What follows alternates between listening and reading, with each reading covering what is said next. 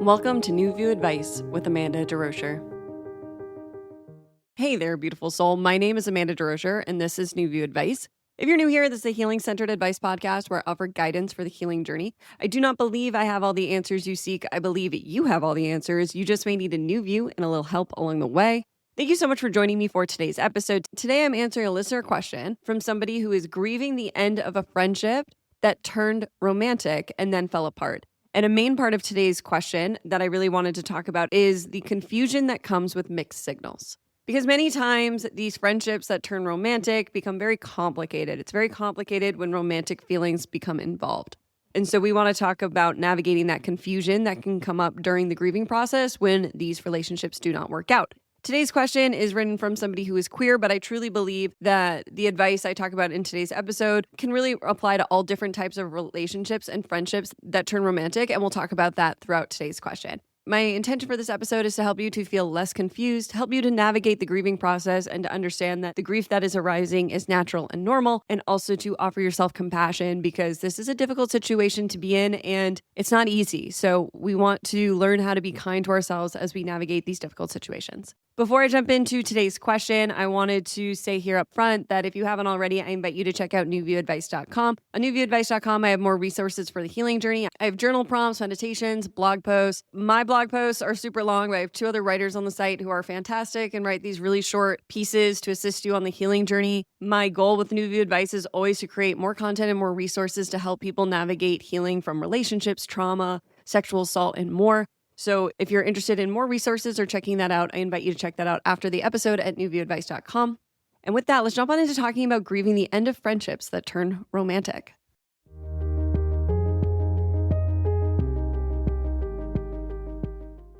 Hey, Amanda, just reaching out because I came across your podcast recently and it has been super helpful in processing some complex emotions related to a particular situation I found myself in. I'm sorry for the essay below, but I feel like my situation, a lesbian relationship, isn't covered a lot online. I'm a bisexual woman and my best friend is a lesbian. Recently, things have become more and more intimate between us. For example, we started sleeping in the same bed together and spooning. She's always so complimentary of me as a friend and of my physical appearance. Mutual friends noticed our connection and kept asking us what was going on. I had a trip planned, so I decided to ask her about us a couple of days before I left, if there was something worth exploring between us. She told me she had gone over it a million times in her head and decided that a relationship between us would end badly and she wanted to protect our friendship. I agreed that we should protect our friendship, but that it might also be nice to explore it as we already spend so much time together and get along so well. I suggested we take time apart to think about it and revisit the conversation when I got back from my trip. She agreed and then spent the last day we had together complimenting me physically and confessing all the time she had wanted to kiss me and act on her feelings. That night, again, we slept and spooned in my bed on my last night before my trip. I left feeling excited about my return.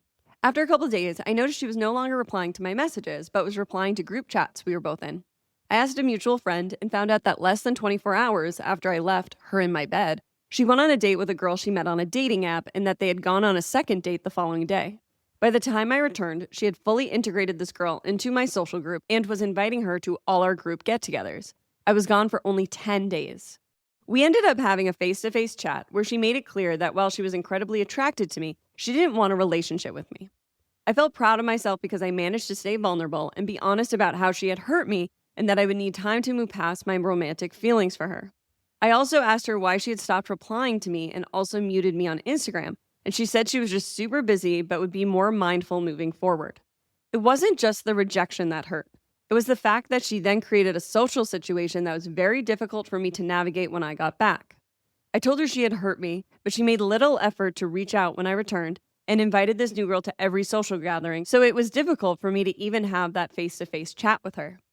Not surprisingly, I now don't hear from her, apart from the odd Instagram meme, which I find insulting. I decided to block her on all channels because I could feel my anxious attachment kicking in and checking for memes from her every day.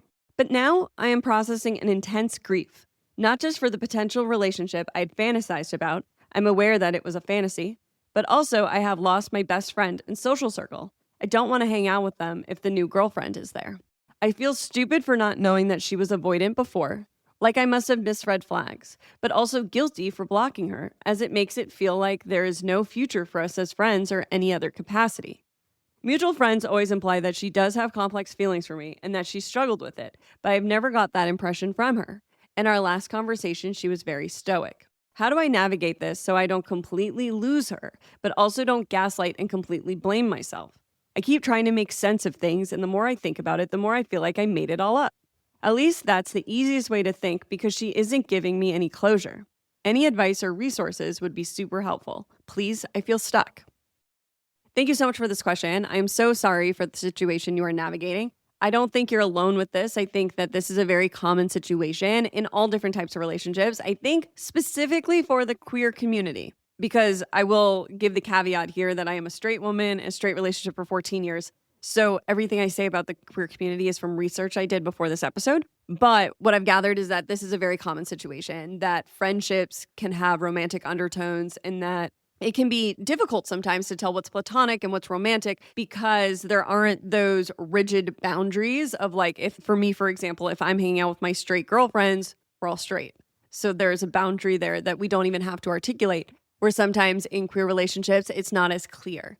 And so I just want to honor that up front, that one, I don't think you're alone, but two, I think it adds a complexity to these relationships that is worth exploring. But with that, I also want to say that the situation you described here, I know many straight people who have played out this same situation, including the sleeping in the same bed with somebody that they're kind of attracted to. They don't know if there's feelings. Sometimes there's spooning. Sometimes there isn't.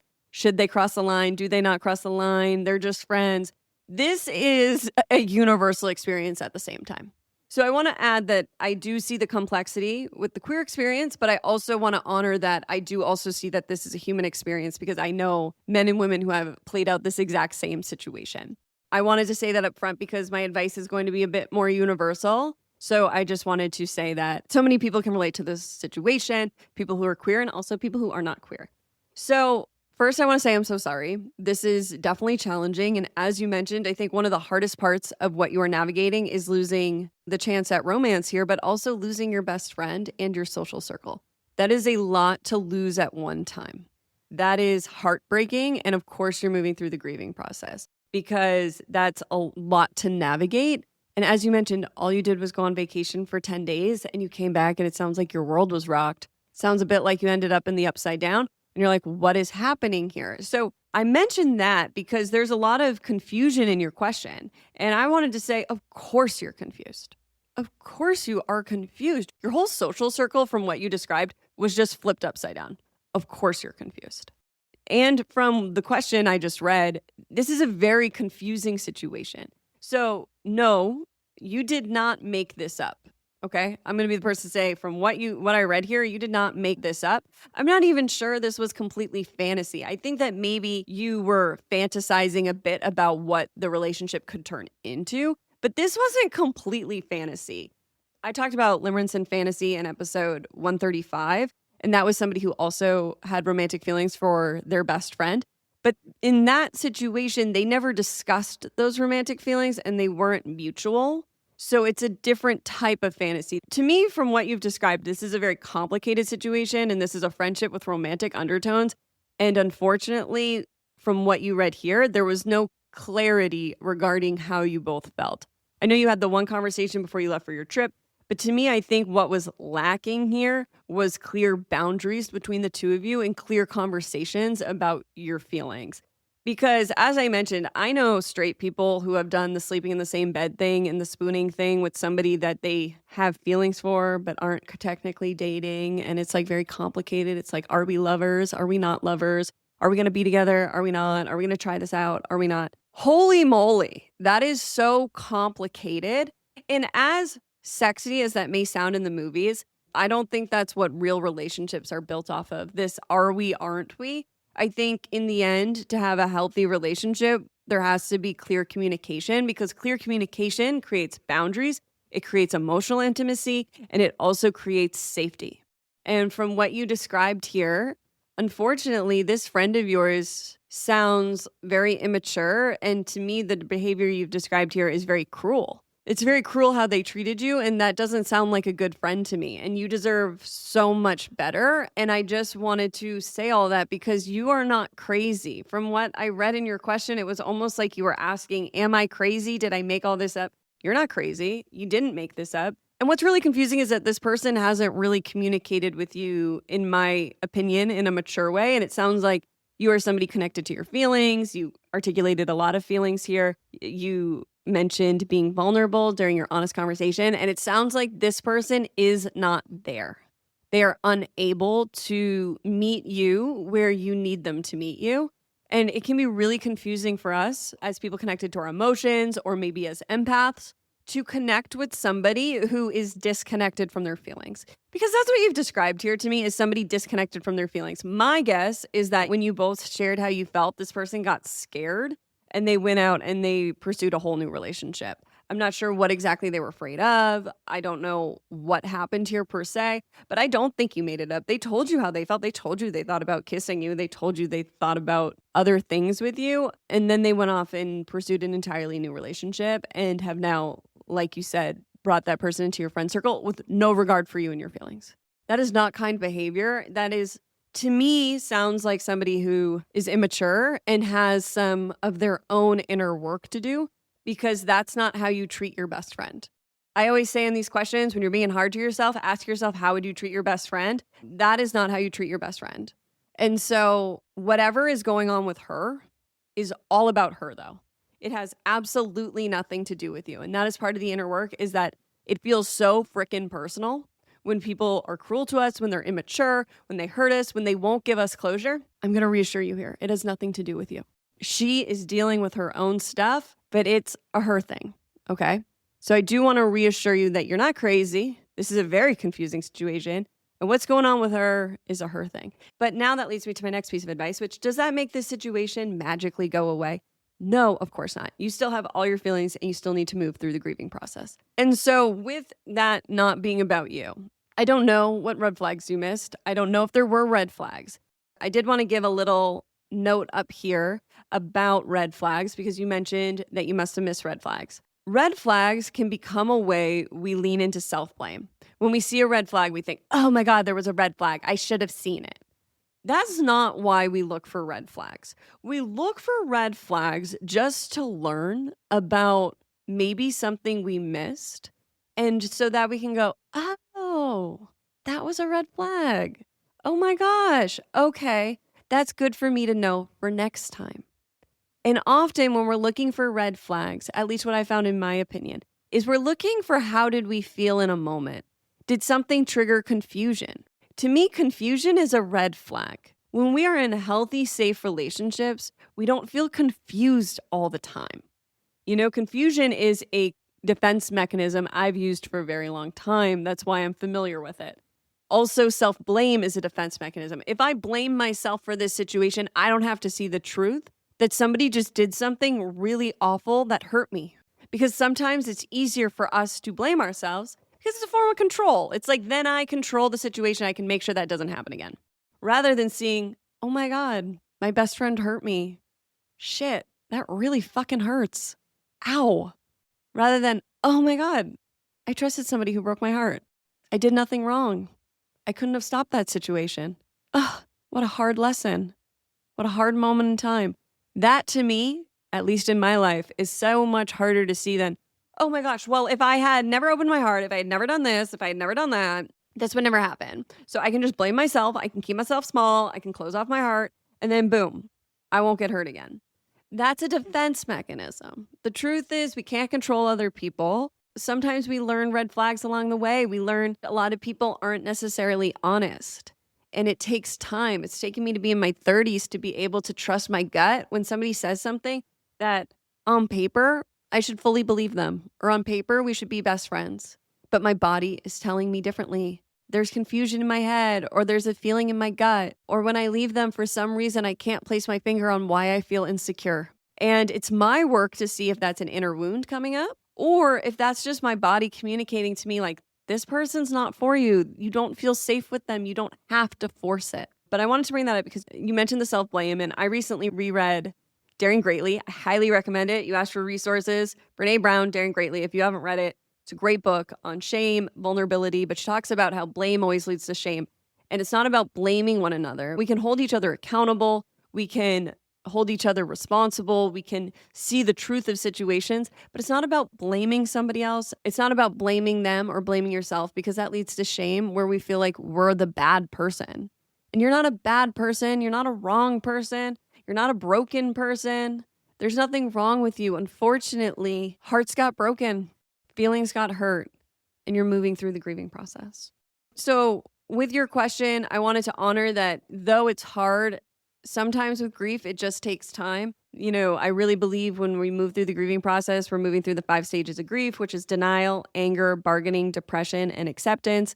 I don't believe we move through these in any particular order, and I think that they come in waves, and we can come up against many of these phases time and time again. And so to me, it sounds like the confusion can be part of the bargaining phase, where you're trying to figure out how you can keep this friendship. How do I keep it? How do I keep it without gaslighting myself or blaming myself? And the truth is, my guess is you're going to have to accept the end of this friendship. I hope that you can get to a point where maybe you could still be in the same room with this person, because I did want to talk about how I hope you don't have to lose all your friends. You don't have to lose your social circle. I think that when we are grieving friendships and we're healing from heartbreak, we need space from that person. So I commend you for blocking them. I think that can be really hard for people, but I think it's super healing. I will die on the hill that I don't think we were ever meant to be this connected to each other. Social media is unhealthy. I can link some articles, but I don't think we argue that at this point. Social media is unhealthy. It is not good for our mental health. And so when you are using social media, it's important to find ways that it doesn't harm you. You find ways to cater your feed to you. You find ways to block what causes you harm and to only allow in what feels good for you. If you find that it is not helpful for your mental health, I invite you to delete the app, at least for time being, because it's not healthy. Life is so much better when we're not constantly comparing ourselves to each other or connected to people who have hurt us. So this woman sending you Instagram memes when you're not talking, not cool. That is not something that existed before cell phones and social media.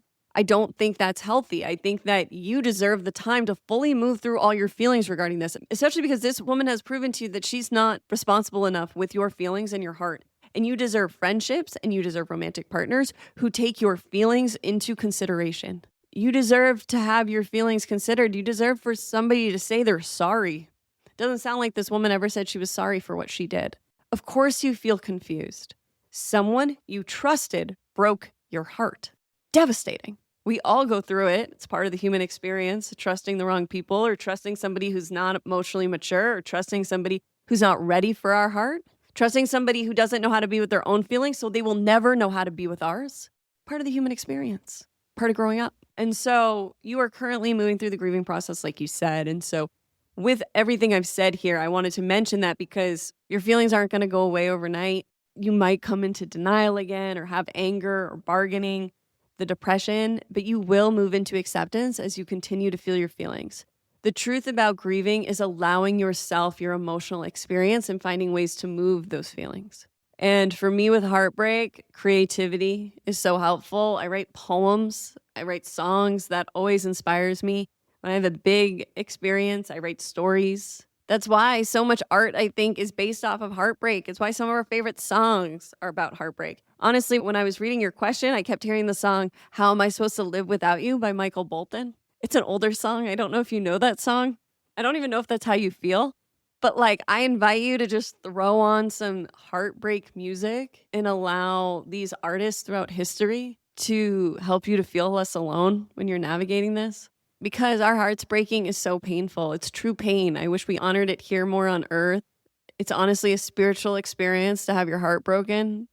I believe to truly have your heart broken, because what we find through heartbreak is it's painful, but through the pain we find parts of ourselves that maybe we forgot about. We connect back to ourselves. We honor ourselves.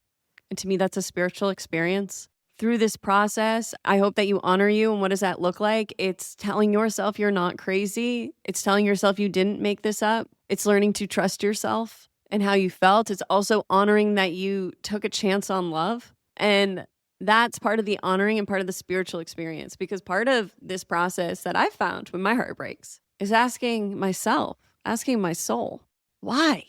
Why did this happen? Why did I go through this pain? And it's through honoring my feelings. It's through seeing the situation clearly. It's through learning and growing that I grow and I learn and I become a more grounded person, a more stable person, and a more safe person for the people who do enter my life, and a more safe person for myself. I think that's why we heal and why we also feel heartbreak, is so that we can connect back to ourselves and the love of self. Because so often when we find ourselves in these situations and our heart breaks, it's because we put a story attached to this person. Like, if I was with this person, I'd feel X, I'd feel complete, or I'd feel loved. And the truth is, we have the power inside us to feel those ways. It does not mean we don't desire a romantic partnership. That's not what I'm saying. But I'm just saying that when we can look at the stories we tell ourselves regarding the relationship that has ended, we're also able to free ourselves and to heal and to move forward in a more stable way. And so before I wrap up this question, I also did want to speak a bit to the queer experience, because I know that that was part of your question and you felt like that wasn't seen. And I do want you to feel seen. And so from my research, because as I mentioned, I am a straight woman, what I have gathered about queer relationships is that this can be a common situation because of a few reasons. One is that there are unclear boundaries. So while queer people are creating relationships, there are these unclear boundaries. Like the fact that you were sleeping in the same bed and spooning without the clarity of what that meant is very confusing. And that's not likely to happen between me and a straight woman. That is a very different dynamic that you are experiencing. And my advice for moving forward is to understand how some of these behaviors, that though they may be normalized within friendships, if you are feeling romantic feelings, you may have to articulate and create boundaries for yourself to keep yourself safe. Because that's what it is that when the lines are crossed with romance and friendship, that sense of safety and security can be rocked because the relationship is unclear. And so I think it's incredibly important for you moving forward to find ways to be clear within your relationships and to set those boundaries so that you can feel safe and you can trust and you can develop those romantic feelings over time if you want to, but that it's developed in a way where it's articulated that you both have the same emotional investment and you'd like to explore it. Because that's the other thing I think happens in these type of situations where friendships turn romantic, is that there's a lot of mixed signals. So say you're having deep conversations. Well, if you're looking to be with a woman and have deep conversations, maybe your love language is triggered and you're like, oh my gosh, I feel romantic feelings for you. Or the other person might just be like, oh my gosh, this is like my best friend. We're having this deep conversation. This is what I'm looking for in friendships. And so these lines are blurred because there can be sexual attraction to one another in ways that I don't experience in my straight friendships, right? I don't feel that way. Or if I have a queer friend, they know I'm straight and we're good. Like, it's a different type of relationship where when I speak with men and I hang out with Evan's friends or I hang out with men in general, there's like these boundaries I have that if they were crossed, I would say something because I would know that a line was being crossed. Where I think sometimes in these queer friendships, those lines can be blurred and be crossed more often if you don't know your own boundaries. So that's my take on this. Again, I'm a straight woman, and this is from research I did. But I think it's important for you to know your boundaries and what you're comfortable with in friendships versus romantic relationships, and how you want to go about it in the future if a friendship starts to feel romantic for you. When do you want to speak on those feelings? How do you want to articulate that? How do you want to navigate that to not lose the friendship? But I think these type of situations in queer and non-queer relationships happen because there is unclear boundaries, mixed signals, unequal emotional investment, and not enough articulation and healthy communication around what is happening emotionally. And when we are too afraid to speak about our feelings, it can create a lot of muck and a lot of uncertainty and unclarity. And I think this is what happened with you and your friend, is that there was a lot of unspoken between you two, and there's still a lot of unspoken, which is what's causing you a lot of confusion. You're like, I don't know what's happening. I think that's what's causing you a lot of confusion, that there's still a lot unspoken. And unfortunately, part of life is learning is that not every relationship will have closure. And that can be difficult to move past. And we can talk about that more in another episode if you're still struggling to move past this relationship and find closure. But I really think the closure happens the more we connect back to our own heart and feel our feelings and move through our full emotional process. That's how we find real closure. Because also somebody can tell us the things we want to hear, but if we haven't moved through our own emotional process, there still may not be closure. That person can help us to receive closure. That is true. when somebody takes accountability, when we are seen for our emotional experience, that helps to create closure. Because oftentimes there's an unseen part of us that wants to be met. That can be incredibly helpful. It just doesn't always happen. So we have to kind of learn how to do that for ourselves. I hope that makes sense. Last thing I always like to say before I wrap up these episodes is please be kind to yourself. What you are navigating is hard. What you're navigating is confusing. And what you're navigating is a broken heart. And as you navigate healing your heart, remember that you are worthy of love. You deserve friends who are trustworthy. You deserve people who are safe in your life. I am sending you so much love as you continue to navigate this situation. I hope something in this answer was helpful. Thank you so much for this question.